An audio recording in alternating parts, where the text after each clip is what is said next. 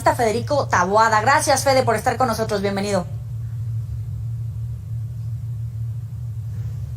¿Qué tal? ¿Cómo estás? Muy buenas noches. Oye, le preguntábamos a la gente cómo evaluaba el transporte público y la verdad es que la mayoría le da una mala calificación por inseguro, a veces por caro o por la falta de conectividad. Sí hay sus excepciones, por ejemplo, en Ciudad de México, que te dicen, te cuesta poco para los tramos que comunican, para ser una ciudad tan grande, tan poblada. ¿Qué sería lo bueno, lo que hay que destacar del transporte público?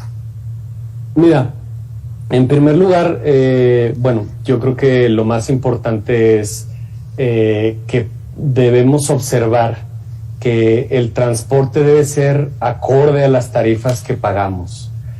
No solamente por trayecto, sino por algunos elementos que ya comentaban en la nota. Seguridad, comodidad, eficiencia, velocidad. Y yo creo que los elementos a destacar, por ejemplo, en la Ciudad de México, es que tenemos una red de transporte estructurado bastante completa y bastante bien conectada. Tenemos al metro, tenemos el Metrobús, tenemos los trolebuses, tenemos las ecobicis, que hacen un sistema que se complementa. Ahora tenemos el cablebús también, los teleféricos en Iztapalapa, en Gustavo Madero, pero tenemos una red que trabaja como sistema y no compiten unos con otros como pasa en otros estados. Piensa solamente en una cosa. En la Ciudad de México, un microbús te lleva 5 kilómetros por 4 pesos 50. La tarifa promedio en el Estado de México, aquí a un lado, nuestros vecinos, pagan 16. Es 4 veces la tarifa que nosotros pagamos. ¿Y el servicio es 4 veces mejor? ¿Más seguro? ¿Es 4 veces más eficiente? Me parece que no. Entonces, por lo que hay que apostar es por el transporte público estructurado que se complemente en un sistema y que no compita entre sí y que esté ordenado. Es muy importante esto último. ¿Cómo vamos a ordenar el transporte? Tenemos que hacerlo poco a poco con las unidades de microbuses, de combis, de ciclotaxis, de taxis, pero en otros estados ni siquiera eso tienen. O sea, en otros estados no han apostado por el transporte público y han dejado a que el mercado resuelva todo.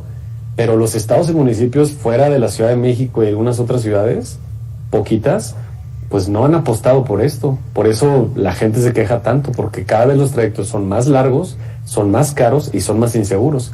El gobierno se tiene que meter de lleno al transporte público, a hacer alianzas con los transportistas, a invertir en transporte público y a empezar a hacer una red de transporte estructurado, ordenado y con tarifas accesibles. De nada va a servir que tengamos un transporte limpio, eficiente, seguro, si nadie lo puede pagar. Pensemos, por ejemplo, en la ciudad de Londres. En Londres el transporte cada vez es más caro, es un transporte muy ordenado, es un transporte muy eficiente, pero nadie lo puede pagar. Entonces cada vez más ves gente que tiene que caminar más trayectos o utilizar otros medios de transporte porque nadie los puede pagar. Entonces las tarifas juegan un papel muy importante en el transporte. Decías que, por ejemplo, en Estado de México pagan 4 veces más lo que se paga en Ciudad de México. ¿Cómo contagiar este sistema de interconexión que tenemos en la Ciudad de México para tener una megalópolis, para tener un país más comunicado y mejor comunicado? Mira, aquí creo que vale la pena que haga que dé una estadística. Más o menos 7 de cada 10 viajes que se hacen en el país se hacen en transporte público. Entonces, si el 70% de la gente se está moviendo en transporte público, a mí me parece bastante racional que el 70% del presupuesto que se dedica al transporte y a la movilidad se dedique al transporte público, en lugar de seguir haciendo carreteras, pasos a desnivel, puentes, ampliar vialidades y demás. A pesar de que vemos muchos coches en las calles, el porcentaje de viajes que representa la gente que viaja en coche es pequeñito, es más o menos el 26%. Entonces, eso es número uno. Número dos, el Estado de México tiene que empezar a hacerlo porque lo está haciendo a un ritmo muy lento y con inversiones muy pequeñas. Al día de hoy no tenemos una sola línea de metro en el Estado de México. El Mexibus, que es el equivalente al Metrobús en el Estado de México, pues apenas van a abrir la 4ª línea, pero la 4ª línea lleva en construcción como 5 años. Aquí las hacemos en 6 meses. Y se dejan chantajear. No voy a dejar a decir que se dejan chantajear porque sería muy injusto de mi parte, pero el gobernador es chantajeado y creo que hay mucha corrupción por parte de sus funcionarios para aumentar tarifas sin que haya mejoras. Óyeme, perdón, pero si tú eres un gobernador de un estado, lo que me parece a mí más justo es que no aumentes tarifas hasta mejorar el servicio. ¿Quieren aumento de tarifas los transportistas? Hay que mejorar el servicio. Y podemos empezar por cosas muy básicas, ¿eh? No tienen que cambiar en microbuses por autobuses Volvo de un mes para otro.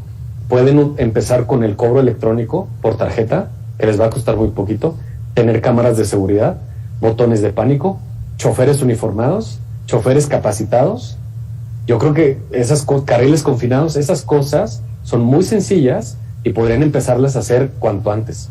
No requieren una inversión muy grande, no requieren lidiar con poderes fácticos como pueden ser las uniones de transportistas y demás. Sí. Y creo que las pueden hacer ya. Oye, hablas de un tema ya más social, como metiéndonos a las tripas del problema. Por un lado hay chantaje, por otro lado, ¿qué nos hace falta como ciudadanos? Tanto el que conduce como el que usa el transporte público para mejorar todo el sistema, obviamente nosotros siendo parte de él. Pues mira, yo no soy tan partidario de culpar a la gente en algún sentido, pero creo que sí podríamos mejorar algunas cosas, ¿no? Porque a fin de cuentas la gente utiliza el transporte como, pues, de la manera más intuitiva. Y creo que lo que tendría que hacer el gobierno es empezar a ordenar las paradas del transporte público, por ejemplo. Ayudar para que las rutas sean más seguras, que las tarifas sean accesibles. A los conductores, por ejemplo, tendríamos que ser más rigurosos con ellos. No tenemos en el país un modelo de examen de manejo riguroso y serio como debería ser. Tampoco estamos cobrando los impuestos que deberíamos cobrarles a los automovilistas. Voy a poner un ejemplo, sé que es muy drástico, pero es muy indicativo de cuáles son las tendencias en el mundo. En Singapur, el impuesto a la tenencia vehicular por año es el 150% del valor del auto. Es decir, si el vehículo en Singapur vale 100,000 pesos, el impuesto anual que deben pagar es de 150,000 pesos. Y todo eso hace que todo eso es una bolsa de dinero muy importante que es dedicada al transporte público. El transporte público en Singapur no lo tiene ni en Europa. Es un transporte muy eficiente, transportes de trenes de alta velocidad y están subsidiados por todos lados. Y conectan de un lado a otro, eso sí. Y conectan de un lado a otro, son muy seguros, además. Entonces, eso ha hecho que la red crezca muy rápidamente. En Singapur en un año hicieron 8 líneas del metro. Muy bien. Entonces, creo que esas son las cosas que yo abonaría. Federico Taboada, muchísimas gracias por estar con nosotros aquí y con el auditorio de Mega Noticias. Vamos a invitarte más seguido a esta mesa de trabajo. Gracias, saludos a todo tu auditorio. Ya sabe que puede recuperar estas y otras entrevistas en las redes sociales y que se puede comunicar con nosotros a través de las cuentas de Twitter, de Instagram, recuperar las entrevistas en el canal de YouTube o de Facebook y en mis cuentas personales también. Oiga, antes de ir a la pausa, vamos a ponernos una sonrisita en los labios.